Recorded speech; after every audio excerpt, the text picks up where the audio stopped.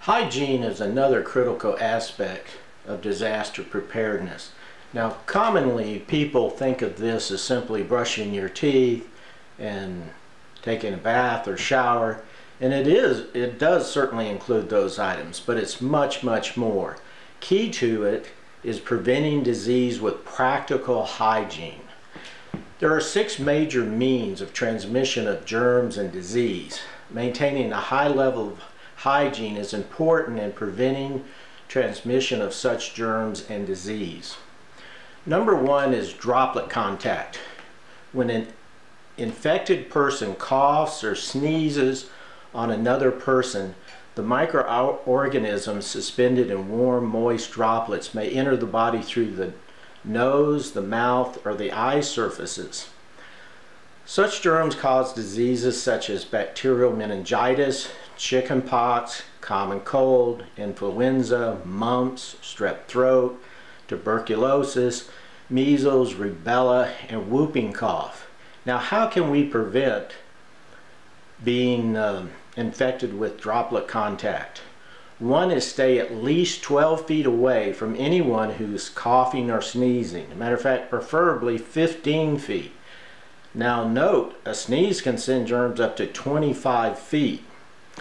When you sneeze or cough, do so into your shoulder clothing, rather into your hand or the cuff. Wash clothes in hot and soapy water. Facial hair can harbor droplets. So if you want to lessen your chances of being contaminated, yeah, you gotta be clean shaven. In extreme cases, wear a simple surgical mask. Number 2 method is direct contact. Diseases that can be transmitted by direct contact is called contagious. These diseases can also be transmitted by sharing a towel or items of clothing in close contact with the body, such as socks, for example, or shower towels, and if they are not washed thoroughly between uses. Now, example of such contact disease are warts, athlete's foot, impetigo, and syphilis. How do we prevent those? Wash your hands after direct contact with warm water, soap, or hand sanitizer. Leave your shoes in a designated place at the front of your home so that you don't spread germs throughout the house. In extreme cases, have a pan of bleach solution that you step into with your shoes prior to taking your shoes off and entering your home. Frequent shower and bathing is an ideal way for prevention of direct contact. In extreme cases, wear gloves prior to touching anything that could be contaminated, and always wipe off a grocery cart with an antibacterial wipe that most stores provide. Use paper towel to open doors when you leave public restrooms, and then immediately drop it into a wastebasket. Use as small a part as your hand and fingers or shirt tails to open public restroom doors as possible. I often use just one finger.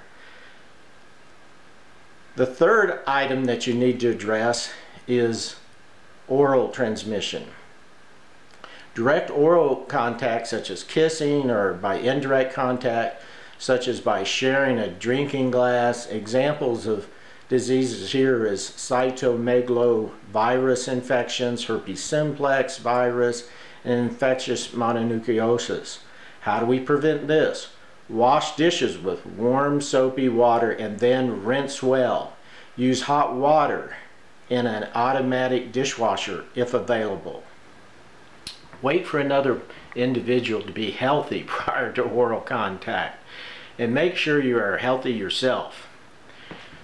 The 4th method is from fecal contact, in other words, touching poo-poo, oral transmission.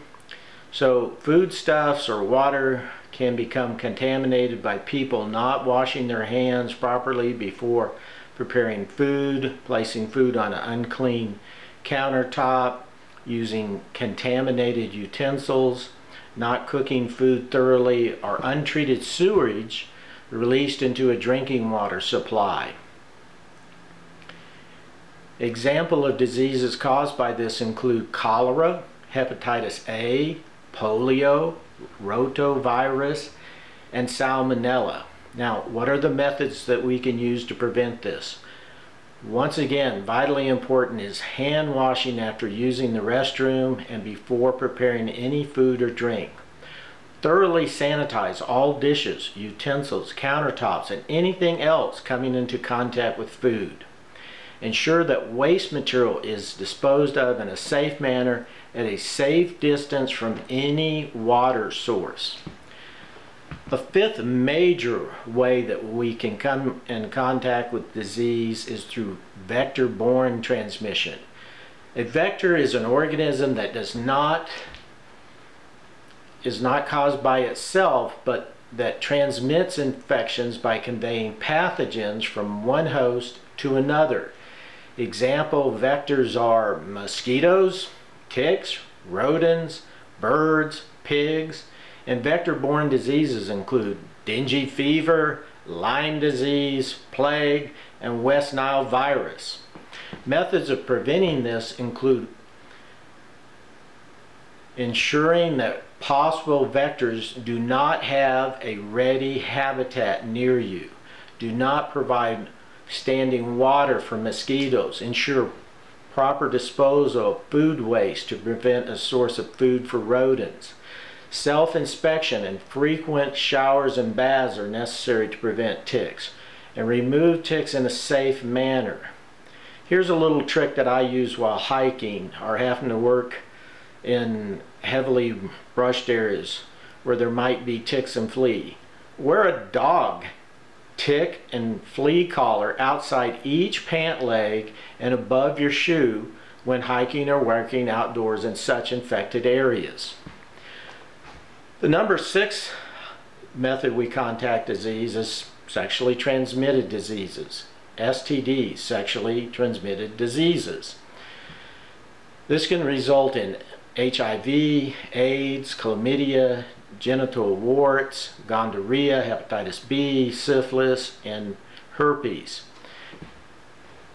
As the public media is often taught, there are a number of essential ways to prevent this. One is ensure both individuals are healthy prior to having contact. Practice safe sex practices. Have exclusive sex partners in lieu of multiple partners. And condoms can dramatically reduce risks of sexually transmitted diseases, STDs. Certainly, dental hygiene is very important. Your mouth is the gateway to your body. So by proper brushing of your teeth, using proper toothbrushes with quality toothpastes and flossing, you can prevent any number of diseases from entering through your mouth, and also it just improves your whole general health.